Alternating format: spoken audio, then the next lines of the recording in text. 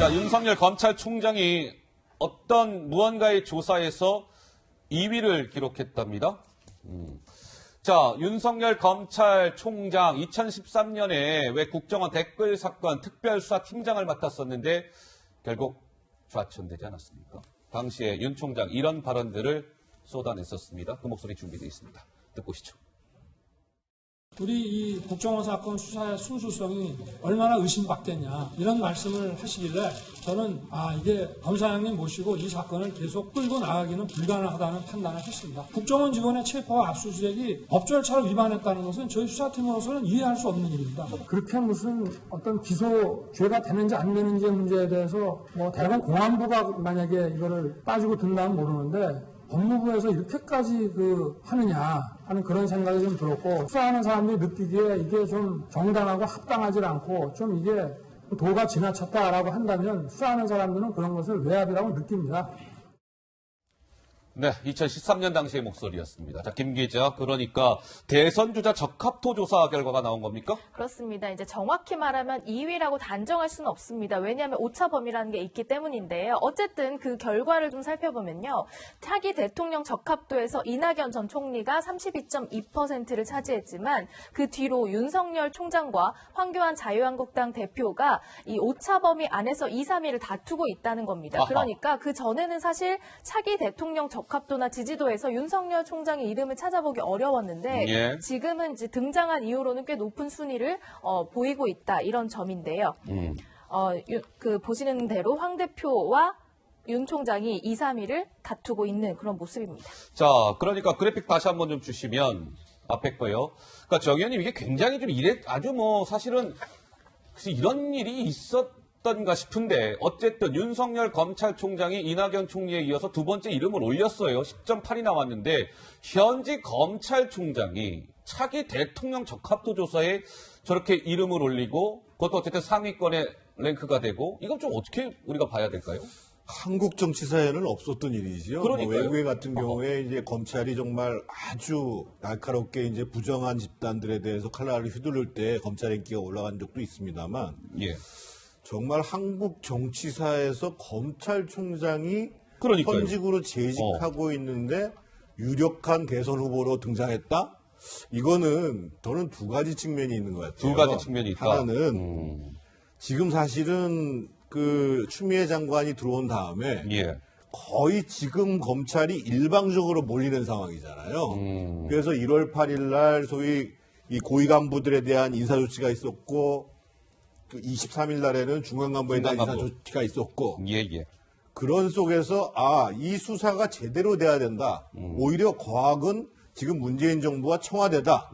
이렇게 생각하시는 국민들 사이에서 윤석열 총장을 응원하고자 하는 뜻이 있을 수 있고요. 예. 또 한 가지는 사실은 지난 연말부터 시작해서 자유한국당을 비롯한 야당들이 무기력했잖아요. 아하. 소위 4+1 체제에 의해 가지고 모든 법이 패스트트랙 해가지고 계속 획이 잘라가지고 다 진행됐잖아요. 예. 거기에 사실은 으쌰으쌰를 했는데 결국은 못 막았어요. 근데 뭔가 지금 윤석열 총장은 아주 강단 있게 내가 수사한 부분들 책임질 테니까 기소하자 해서 그걸 관철시키고 있는 거예요. 그래서 이런 야당의 무기력에 비해서 상대적으로 저 양반 진짜 강단 있다. 아하. 이런 것에 대한 지지가 함께 지금 어우러져서 저런 결과가 나온 것 같습니다. 예. 저기서 하나 주목할 게 있는데요. 윤석열 총장을 지지하는 사람들이 누구냐면요. 예를 들면 황교안 대표라든지 아니면은 전 이낙연 총리 같은 경우에는 확실히 지지자가 갈립니다. 진보적인 사람은 이낙연 총리, 그 다음에 보수적인 사람은 황교안 전 대표. 이렇게 바뀌는데 윤석열 총장 같은 경우는 양쪽에서 모두 지금 지지를 받고 있어요. 중도층에서 특히 많이 나오고. 그래요? 예, 이런 걸 보면은 이제 뭐냐면은 윤석열 총장을 지지하는 사람들은 어떤 정치적 성향과 상관없이 원칙, 기준 이런 거에 따라서 나라가 운영되고 나아가야 된다. 이런 것들을 지지하는 사람들이 지금 현재 윤석열 총장을 대통령 후보감으로 뽑는 거 아닌가 이렇게 분석이 됩니다. 이걸 수치로 보완해드리면은요, 무당층에서 지지정당이 없는 사람들 사이에서 15.8%가 나와가지고요, 제일 높았다는 거예요. 윤석열 총장이. 예. 아하, 그래요. 하여튼 좀 아주 이례적인 조사인데요. 자, 김 기자. 윤석열 총장이 이제 어쨌든 저 대선 주자 적합도 조사에서 이제 이름을 올리니까 진중권 교수가 한마디 했다는데 뭐라고 했습니까? 그렇습니다. 이제 진중권 교수가요, 추미애 장관을 향해서 윤석열 총장이 이렇게 대선 주자에 오르내리는 상황으로 몰아넣지 말라. 자꾸 정치를 해야 하는 상황으로 몰아넣지 말라. 만약에 이분이 대통령 되시면 다 죽음이 될 수 있다. 출마한다고 하면 바로 1위가 될 거다라는 뭔가 경고성 멘트를 날린 건데요. 예. 아까 정 의원님께서도 잠깐 언급하셨지만 어쨌든 최근 검찰에 대한 법무부 인사 단행 등 각종 조치에 대해서 뭔가 이런 반발의 움직임들도 있다라는 거를 좀 알려주기 위한 것 아니냐, 뭐 이런 해석도 있습니다. 우리 장 변호사는 이 여론조사 딱 보고 윤 총장이 어쨌든 뭐 저 황교안 대표랑 오차범위 이내이긴 합니다만 어쨌든 두 번째 이름을 올렸단 말이에요. 네. 무슨 생각이 제일 먼저 드시던가요? 저는 자유한국당이 얼마나 지금 대안으로서 기능하지 못하면 지금 검찰총장, 지금 정권을 겨냥하고 있는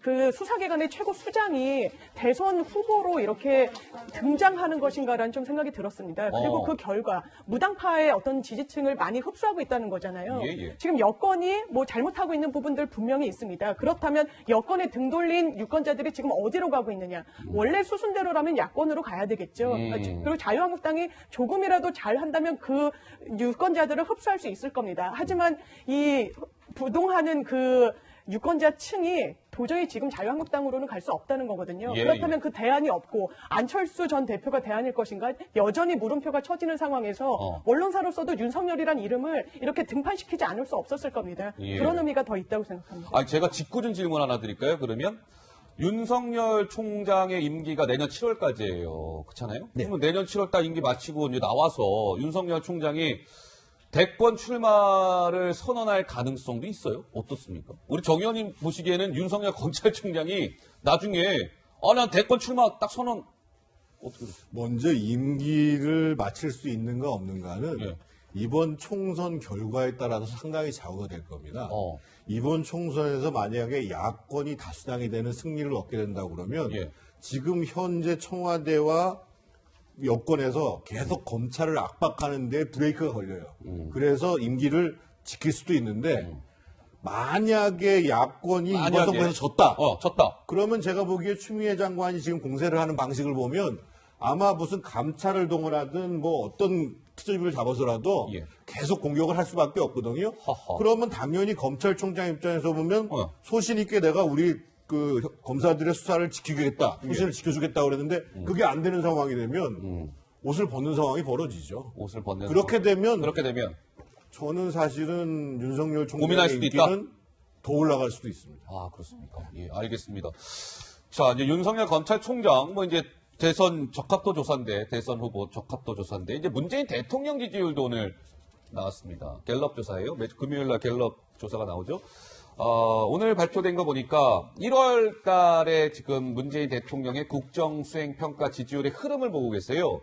1월 둘째 주는 긍정이 47이었다가 1월 셋째 주에는 45로 조금 떨어졌다가 오늘 발표된 조사는 1월 셋째 주에 비해서 4%포인트가 빠진 긍정은 41이 나왔고 반면에 빨간색 부정평가를 한번 보세요. 1월 둘째 주 43에서 1월 셋째 주 올라가죠. 3%포인트 뛰었다가 오늘 발표된 것은 부정이 50%, 정확히 딱 50을 찍었어요. 부정 50, 긍정 41. 그러니까 9%포인트 부정평가가 긍정평가보다 높게 나온 것이죠. 자, 우리 하국장께서는 문재인 대통령 어쨌든 국민의 절반은 지금 잘못하고 있다 이렇게 보고 있다는 건데 가장 큰 원인이 뭐라고 보세요? 지금 이제 그 세계일보의 여론조사를 보면요. 문재인 정부의 경제정책 성과가 없었다가 58.5%고요.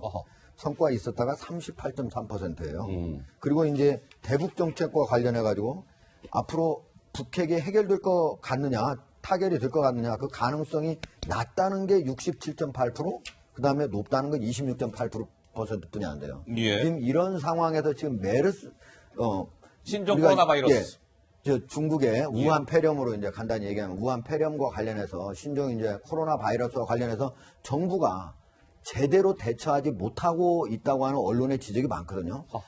가장 첫 번째 이제 이게 얼마나 크게 확산될 거에 대해서 전혀 예상을 못하고 그때 이제 우리가 설 연휴였지 않습니까? 예, 그때 예. 대통령께서 너무 과도하게 우려하지 말라고 했다가 하루 뒤에 갑자기 또 이제 전수조사를 지시하고 이렇게 우왕좌왕 이렇게 하는 거를 보면서 지금 지지도가 떨어지고 있거든요. 예. 그런 것들이 다 합쳐져가지고 지금 3주 사이에 지금 바뀐 거잖아요. 지금 예. 처음에는 긍정평가가 지금 3주 사이에 좀 많아도 한번 보여주시겠습니까? 제가 지금 예. 수치를 기억할 수 없기 때문에. 그래픽 나올 이번 겁니다. 예. 43, 이 부정이 43인데 그 사이에 7%가 2주 사이에 10% 올라간 거 아닙니까? 이 세 가지가 합쳐져서 결국은 그런 결과가 나왔다. 이렇게 분석할 수 있습니다. 예.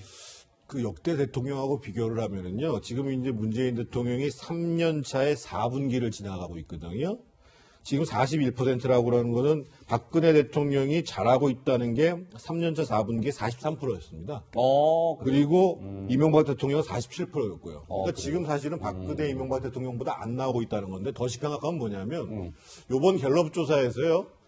그 무당층이 무려 33%가 나왔는데 예. 이 갤럽 조사는 무당층이 많이 나와요. 무당층 내에서 잘못하고 있다가 58%, 무당 잘하고 있다는 거는 23%예요. 아하. 그러니까 이게 심각한 거죠. 그러니까 예. 자유한국당이라든지 민주당 지지층들은 정당적 어차피 지지성이 뭐 있는 그렇게 건데 되는 거니까. 소위 무당층이라고 하는 분들 사이에서 무려 3배 가까운 차이가 난다는 거예요. 예. 이게 심각한 겁니다. 자, 그러면 추미애 법무부 장관 얘기 좀 잠깐 해볼게요. 시청자 여러분. 언제였어요? 지난 23일 날 왜 검찰의 중간 간부급 인사가 있었잖아요. 근데 김 기자, 추미애 장관이 이것과 관련해서 무언가를 패싱했다? 그건 무슨 얘기예요? 원래 이제 지방 인사가 나서 발령을 내려가게 되는 검사들이 있지 않습니까? 그런데 그럼 뭐 전출 신고라고 하는 절차가 있다고 합니다. 봅시다. 지난 23일에 이제 인사에 따라서 전출 신고를 진행했잖아요. 그런데 원래는 뭐 보통 이렇게 이성윤 서울중앙지검장에게 신고를 하고 그 뒤에 윤석열 총장에게도 신고하면 통상 총장에게 보고한 이후에는 뭐 법무부 장관에게도 이런 내용을 좀 신고하고 떠나게 되는데요. 사실 추미애 장관이 떠나는 검사들의 인사를 오늘 받지 않았다, 생략했다 이런 겁니다. 법무부는 장관이 어떻게 할 수 없는 좀 중요한 일정이 있어서 이런 결정을 내렸다고 하지만 일각에서는 정권 수사팀에 대한 좀 앙금 때문 아니냐 이런 해석도 나오고 있습니다. 예, 참 이게 그러니까 전출 신고를 윤석열 검찰총장한테 오늘 11시에 이제 떠나는 검사들이 총장님 저 이제 어디 명을 받고 어디로 갑니다. 이렇게 딱딱 이제 신고를 하는 건데 그 이후에 이제 윤 총장 보고 이후에 추미애 장관이 전출 신고를 받아야 되는데 그걸 안 받았다는 거예요. 뭐 일정을 고려한 결정이라고 법무부는 밝히고 있으나 그 정권 수사팀에 대한 그 앙금 때문에 그거 일부러 그 패싱한 거 아니에요? 이제 이런 일각의 의혹. 뭐 어느 분이 말씀하시겠어요? 하국장? 예. 네. 제가 오늘 그래서 이제 법무부에 한번 취재를 해봤어요. 예. 그랬더니 추미애 장관이 오전에는 문재인 대통령을 만나서 청와대에 가가지고 직접 오늘 검찰개혁과 관련한 보고를 했습니다. 그리고 그것과 관련해서 오늘 발표를 했거든요. 검찰개혁과 관련해서 이제 지금 국회에서 공수처 지금 이게 법안이 이미 통과됐잖아요. 공수처 그다음 검경 수사권 조정 이런 법안이 이미 통과됐지 않습니까? 예. 그것과 관련된 후속 조치와 관련해서 대통령한테 보고를 하고 특히 오늘 매우 중요한 얘기를 했는데 앞으로 검찰은 수사권은 갖지 않고 아하. 기소권만 갖고 예. 수사는 경찰만 하고 하는 거를 장기적으로 추진하겠다고 하는 매우 중요한 발언을 했어요. 그러니까 오늘 사실은 이제 전출하는 그 검찰 간부들 만나는 거는요. 예, 예. 간단히 이제 훈시 한마디 하고 악수하는 것으로 끝나요. 보통 2, 30분이면 끝나거든요. 그러니까 그것도 이제 수도권에 있는 즉 알겠습니다. 서울, 경기, 인천에 있는 지역에 한 200명만 하는 거니까 사실 해도 그만 안 해도 그만해요. 예. 그러니까 뭐 그렇게 중요한 건 아니어서 굳이 이번에 검찰을 그러니까 정권을 향해서 어떤 수사의 칼을 휘둘렀던 사람들하고 악수하는 게 좀 싫어서 추미애 장관이 이렇게 피했다 이렇게 보기는 어려워요. 알겠습니다. 자, 오늘 추미애 장관이 어딘가 오늘 권력기관 개혁 후속 조치 추진 계획을 발표하는 일정이 있었습니다. 오늘 추미애 장관이 여기에서요. 오늘 추 장관 약간 뼈 있는 한마디를 남겼다고 하네요. 그 목소리 준비되어 있습니다. 잠깐 듣고 오시죠. 우리는 역사적으로 이제 해방 이후 처음 권력기관 개혁을 제대로 하는 것입니다. 해방 이전에 또 해방 직후에는 경찰 국가, 권위주의 정부 아래서는 어떻게 보면 검찰 파쇼라고 우려가 될 정도로 검찰에 많은 권한이 집중됨으로써 인권 보호 업무는 뒷전이고 오히려 인권을 침해해온 그런 권력과의 유착이 국민 우려를 가중시켰습니다. 공개된 자리에서 윤석열 검찰총장에게 어떻게 한 말씀 당부하시고 싶은 게 있다면은 어떤? 그것은 잘못 알려진 것이고요. 검찰총장도 개혁 입법이 국회에서 통과된 것이고 또 그것이 국민의 뜻을 받은 것이라는 것을 잘 이해하고 있고 검찰도 개혁에 동참하겠다고 저와의 첫 번째 예방에서 그렇게 분명히 약속을 한 바 있습니다. 네, 추미애 장관의 목소리 오랜만에 들었습니다. 오늘 조금 전에 이제 한 발언을 저희가 급히 좀 준비해 봤는데, 장윤미 변호사 네. 보시기에는 오늘 추 장관 이렇게 뭐 조근조근 얘기하긴 했으나 뭔가 굉장히 이렇게 뼈가 딱 담겨 있는 그런 멘트로 들리지 않으세요? 어떻습니까? 그렇습니다. 말씀하신 대로 어조는 굉장히 차분하지만 그 내용을 들여다보면 상당히 뭐 좋게 말하면 강단 있고 앞으로 윤석열 총장의 어떤 행보를 좀 지켜보겠다는 경고성 의미까지도 담겨 있다고 좀 보여지는 부분이 있습니다. 왜냐하면 지금 윤석열 총장에게 당부하고 싶은 부분이 있지 않냐. 검찰 내부에서는 계속해서 어떤 정치적 의도가 있는 인사 아니냐라고 의심을 하는 목소리나 그런 시선이 걷어지지 않고 있다라고 하니까 윤석열 총장이 내 앞에서 한 얘기는 전혀 달랐다. 윤석열 총장이 내 앞에서는 검찰총장의 큰 뜻, 큰 흐름에 본인도 같이 동참하겠다고 했고 내 앞에서 분명히 약속했기 때문에 불협화음이란 없다. 이 말인 즉슨 앞으로 불협화음을 내면 그것은 내 앞에서 한 약속과는 상반되는 행동을 하는 것이다. 라는 하나의 뭔가 트랩이랄까요? 그런 거를 좀 설치하는 것처럼 이렇게 경고성 발언을 해가지고 그런 부분에 대해서는 좀 엄중하게 좀 받아들여지기를 추 장관이 좀 바라는 것 같습니다. 검찰에. 한 가지 좀 말씀을 드려야 되겠는데 우리나라의 최고 권력 기관은 청와대입니다. 청와대. 과거 권위주의 시절에 가장 큰 힘을 썼던 데는 소위 국정원. 그 당시에는 뭐 중정 안기부라고 그러죠. 지금 남산의 부장들이라는 영화가 타용되고 있는데 그래서 권력기관에 대한 개혁 문제는 사실은 국정원 문제가 그동안 쭉 다뤄진 거고 사실 권위주의 시대에 더 많은 인권 침해를 했던 것은 어디냐면요. 지금의 경찰청에다는 치안본부였습니다. 치안본부. 박종철 고문치사 사건이 치안본부에서 생겼잖아요. 그래서 계속 지금 문제를 삼는 게 왜 경찰에 대한 개혁을 같이 진행하지 않으면서 검찰만 성급하게 하느냐 이 문제가 제기되는 거예요. 알겠습니다. 자, 추 장관 얘기까지 해봤습니다.